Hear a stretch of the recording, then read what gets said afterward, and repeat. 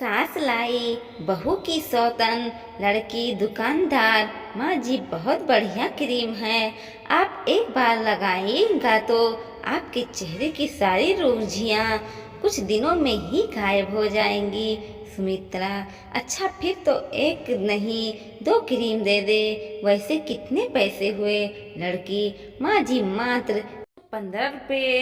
ये दोनों antique agency. Sumitra, अच्छा रुको मैं देती हूँ। सुमित्रा मन में, अरे मेरे हुए में सिर्फ 300 रुपये हैं, अब क्या करूँ सुमित्रा, मेरा घर बस थोड़ी दूर है, फिर बाद में ले जाऊंगी, तुम मुझे बाकी का सामान दे दो।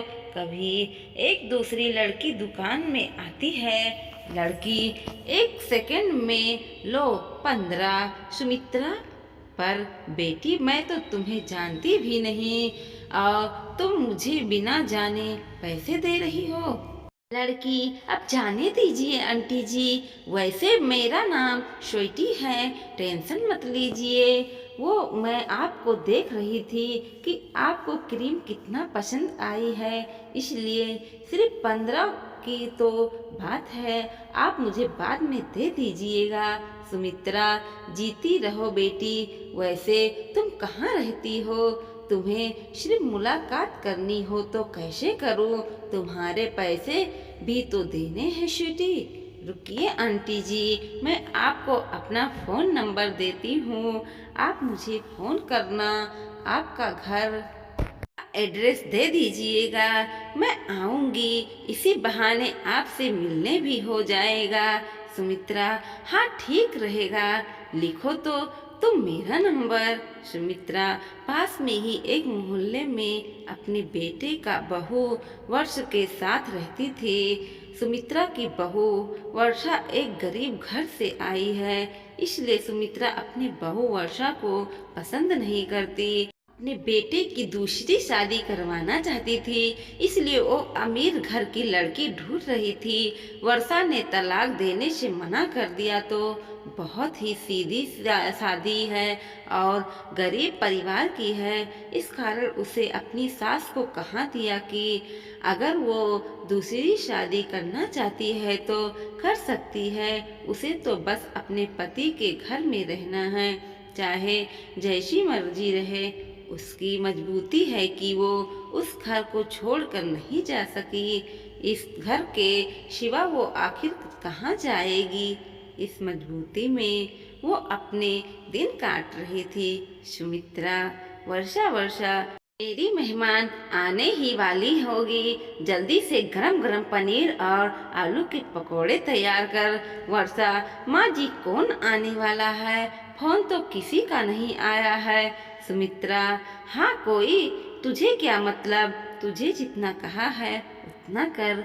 सुमित्रा, रवि बेटा थोड़े देर से ऑफिस चले जाना, मुझे तुम्हें किसी से मिलवाना है। रवि, मुझे पता है माँ, तुम फिर से शुरू हो गई, कोई ना कोई लड़की ही होगी, मैंने तुम्हें कितनी बार मना किया कि मुझे दूसरी शादी नहीं करनी है। सुमित्रा, तू पहले ही आशुभ बातें निकाल दे अपने मुंह से, अगर तूने दूसरी शादी के लिए मना किया तो मैं अपनी जान दे दूंगी। तुम अपनी माँ को चाहता है या नहीं? अभी सुमित्रा बात कर ही रही थी कि तभी स्वीटी आ जाती है। स्वीटी, नमस्ते आंटी जी, कैसी हैं आप? सुमित्रा, अरे ओ बेटी, घर ढूंढने में कोई परेशानी तो नहीं हुई ना? स्वीटी, नहीं नहीं नहीं आंटी जी, मैं अपनी गाड़ी बाहर गेट से ही पार्क की है, तो कोई परेशानी तो नहीं है ना? सुमित्रा, अरे नहीं नहीं नहीं, परेशानी की क्या बात है, ओह बैठो। स्वीटी, कैसी हैं आप? सुमित्रा, अरे ओ बेटी, घर ढूंढने में कोई परेशानी तो नहीं हुई ना? स्वीटी, नहीं नहीं आंटी जी, मैंने तो अपनी गाड़ी बाहर गेट पर ही पार्क की है, तो कोई परेशानी तो नहीं है ना? सुमित्रा, अरे नहीं नहीं, परेशानी की क्या बात है, ओह बैठो। सुमित्रा, रवि बेटा, ये स्वीटी है, बहुत ही प्यारी सी बच्ची है। सुमित्रा स्वीटी के साथ बहुत मीठी मीठी बातें करती है। ऐसे ही अक्सर सुमित्रा स्वीटी को घर बुला लिया करती थी या फिर रवि के साथ उसके घर मिलकर आ जाती थी। रवि मजबूर था, अगर वो इन सब के लिए मना करता तो सुमित्रा अपने आप को कुछ कर लेती। दिन वर्षा, सुनो, मैं यही कहीं, अगर माँ जी को कुछ हो गया तो हम दोनों की जिम्मेदारी होगी। आप स्वीटी से शादी कर लीजिए। हाँ कर लो माँ जी, आप तो स्वीटी से बात कर ले, स्वीटी की शादी के लिए जल्द ही होगी। कह देती हूँ स्वीटी आंटी जी, जानती हूँ आप वर्षा के घर में रहने से खुश नहीं हो। आप चिंता मत करो, मेरे पास बहुत पैसा है, हम दोनों खूब ऐसो आराम रहेंगे, खूब मजे करेंगे। सुमित्रा, पर एक शर्त पर, अब से तुम मुझे आंटी जी नहीं मम्मी जी कहोगी। रवि और स्वीटी की शादी हो जाती है और सुमित्रा अपनी बहू वर्षा के लिए सौतन आती है। जैसे सुमित्रा ने सोचा था वैसे ही बिल्कुल नहीं हुआ। स्वीटी तो आते ही अपना रंग दिखाना शुरू कर दिया। स्वीटी, अरे ये घर अभी तक गंदा क्यों पड़ा है? क्या कहाँ यहाँ कोई काम वाली नहीं? वर्षा, नहीं स्वीटी, घर की सफाई का सारा काम खुद ही करते हूँ।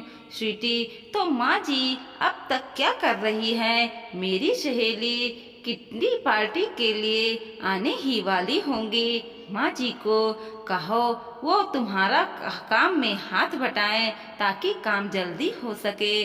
वर्षा, मैं माँ जी से कभी कोई काम नहीं करवाई, उसी उम्र में तो देखो वह इस उम्र में घर का काम कैसे कर सकती है। तुम चिंता मत करो, मैं अकेले ही कर दूंगी। सुमित्रा सोच में पड़ जाती है। अपने पैर पर खुद को कुल्हाड़ी मारी थी। वर्षा जैसी बहू से होते हुए भी स्वीटी जैसी लड़की को अपनी बहू बनाए, जिसकी वजह से आज वो इस उम्र में घर के काम कर रही थी।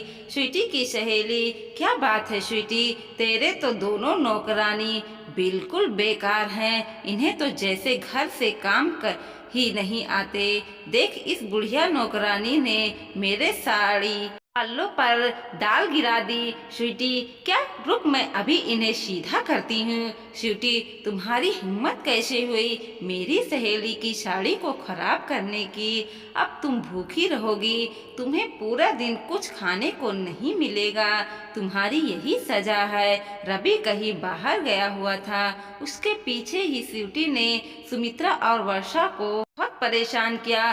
सुमित्रा भूखी प्यासी घर के काम कर रही थी, तभी वर्षा चुप चुप उसके लिए खाना लेकर जाती है। वर्षा, मम्मी ये लीजिए, खाना खा लीजिए, आपको भूख लगी होगी। सुमित्रा, वर्षा बहू, ये खाना तो तुम्हारा है और तुम्हें मुझे दे रही हो, फिर तुम क्या खाओगी? वर्षा, माँ जी मुझे भूख नहीं है, मेरे से ज़्यादा आपकी खाने की ज़रूरत है, आपको अपनी बीपी की दवाई भी लेनी है ना, आप ही खाना खा लो।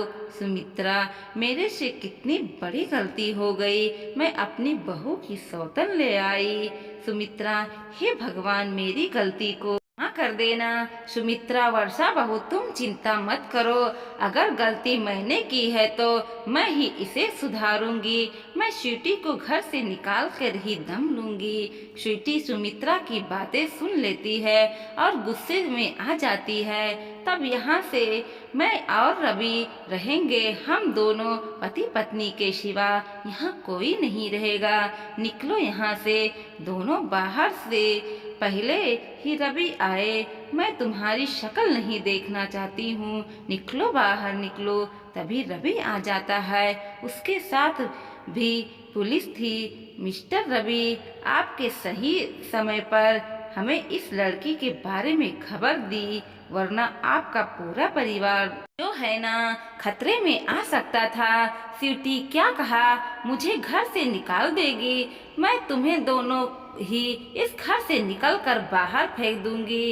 ये घर मेरा है। रवि, माँ, इस लड़की का नाम स्वीटी नहीं, चांदनी है। आज सुबह मैं एक अखबार में इसके बारे में पढ़ा। ये एक चोट है और दोनों घर से बाहर निकलकर ये अकेले रहना चाहती थी कि इस घर को अपने नाम कराकर सब रुपए पैसे बंटवारा कर उसे रफा चक्कर हो जाए।